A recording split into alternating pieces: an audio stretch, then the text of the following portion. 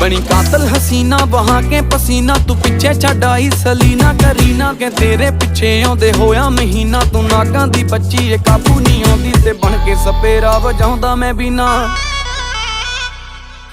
केड़े खेत विच लगी केड़ी कणक दा नी तू आटा छकदी ऐ। Tight tight short loose loose टी शर्टां ना कहर नूं ढकदी ऐ। शेप तेरे लक दी मार तेरी अख दी जिवें मैनूं तकदी ऐ। जाई गल दस के तू तां बस हस के जान कढ सकदी ऐ।